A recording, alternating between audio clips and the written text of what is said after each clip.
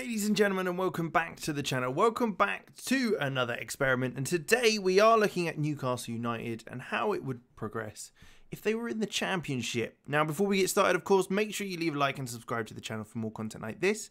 But let's jump into it. So, like I say, Newcastle in the Championship, so they're not doing great in the Premier League this season, and as a result, there could be a chance they get relegated. Obviously, it's now the January transfer window, so I'm sure they'll be bringing in a few players. But it'll be interesting to see if they can survive in the end. Now, what we've done is we've had them relegated. They've got the squad they started this season with, so no signings from January if there has been some. And from that, what we'll do is just see if they can, if the riches come in, how they get on in the first season. Will they smash the league, which you'd probably expect, and how things progress from there for them. So let's jump ahead, see if they get promoted from the Championship.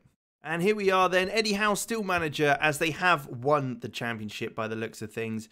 Looks like, let's see how, it looks pretty comfortable. A good 15 points from second, which is West Brom. So they've managed to smash it there. They've got promoted with West Brom and Stoke. Let's take a look at how they've gone with transfers.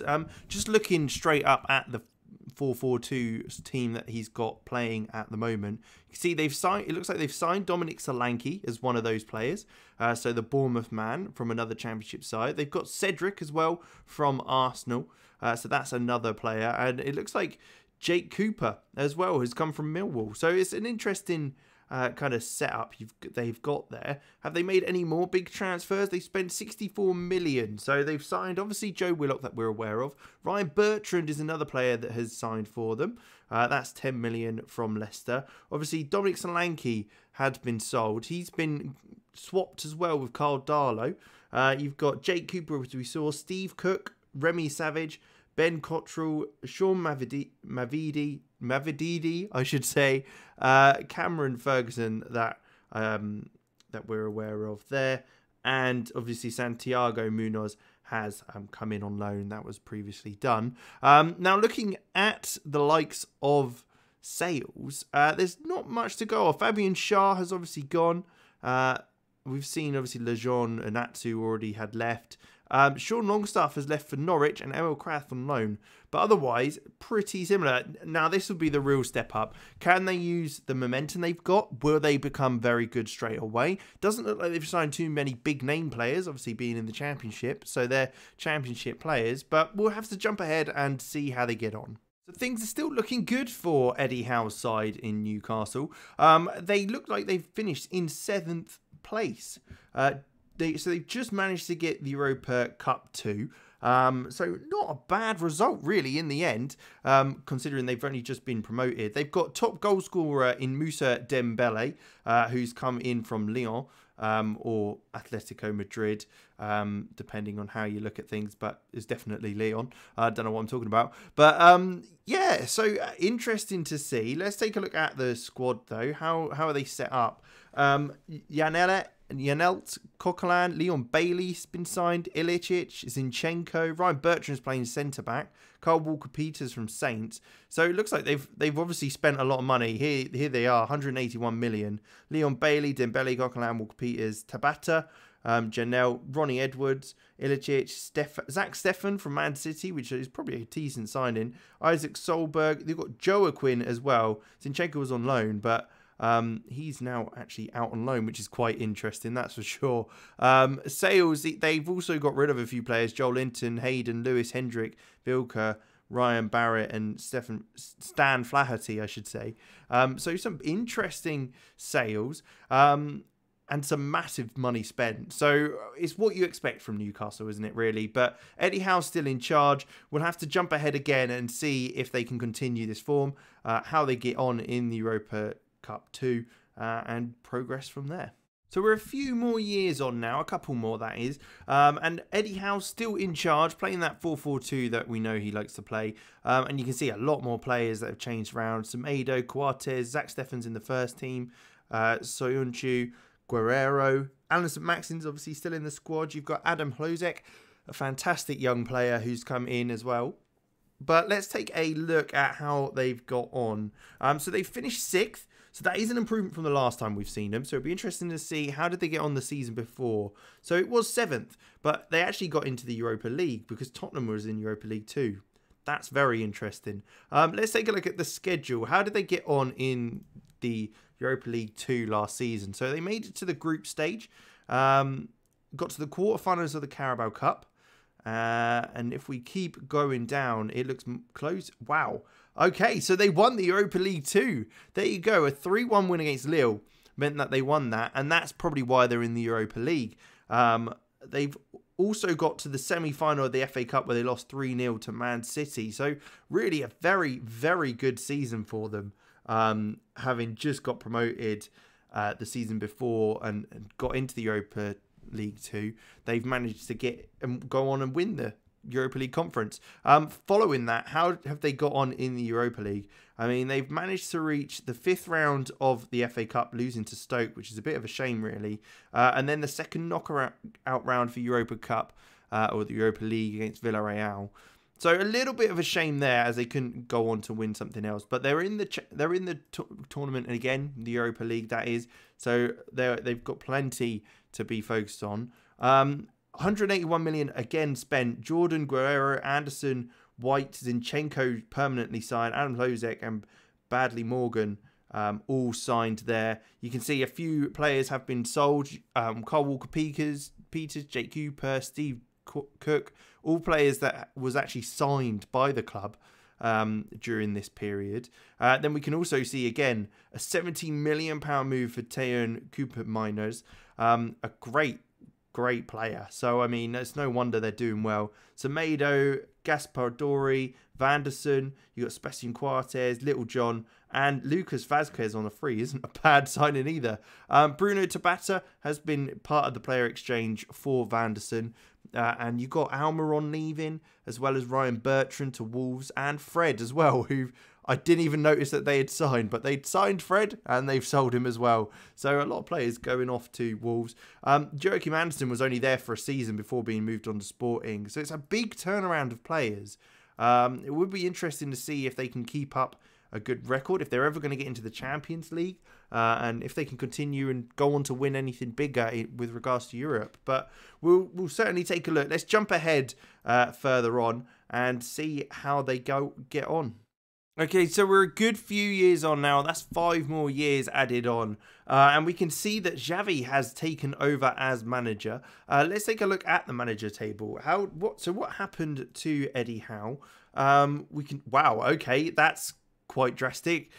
He resigned from his place, Eddie Howe, which led to Zinedine Zidane coming in. He was sacked after a year. Interim manager Jason Tindall was there for a bit when Jurgen Klopp took over, which again, he was sacked after a year. And Xavi's only been in there for 180 days. Cup wins though. Klopp won 2 cups, and Eddie Howe won a League Cup and just a cup as well, which was the Europa League 2 in the Sky Bet Championship. Wow, okay. We've just noticed something here. The Champions League, I've only just seen, looks like to have been won by Newcastle. So what should we do first? Let's take a look at the overview quickly. So these are the players they've got, the likes of Manuel Solomon. They've got Giovanni Caspodari. Who's their key player? Tino Livramento, who's a very, very good fullback from Saints. How much did they sign him for? £68 million, so a big profit for them. But okay, let's jump into the schedules. Let's take a look at how things have gone over time. So we see here the Europa League. How did they get on? They managed to get to the quarterfinals, losing to Monaco. Then the next season, again, the Europa League was where they were at, where they got to the final, unfortunately losing to Liverpool of all the teams as well. They were knocked out of the FA Cup in the 5th round by Man United. In 27-28, we can see that they were again in the Europa League, reaching again the semi-final this time, losing to AC Milan. So they're doing very well, but just not quite there. I mean, they're very consistent, actually, to be fair to them. This is the season that they were in the Champions League, and this looks like the season that they won it. Jeremy Pino with the goal for them to beat Real Madrid in the final. I mean, what? It's Newcastle fans' dreams, I'm sure. What a victory. And that was only last season, with this season them winning the European Super Cup against Chelsea, which is obviously very, very good. And they got knocked out in the Champions League quarterfinals against Man United. So what we will, in fact, do is take a look at the Premier League table, as we can see that they've reached 6th place this season. But previously, have they really challenged for the title? Otherwise, it doesn't look like it. I mean, they've hit 3rd once, which they were well off Man United. They've hit 5th, 6th again. So they're constantly in Europe, that's for sure, since they got promoted.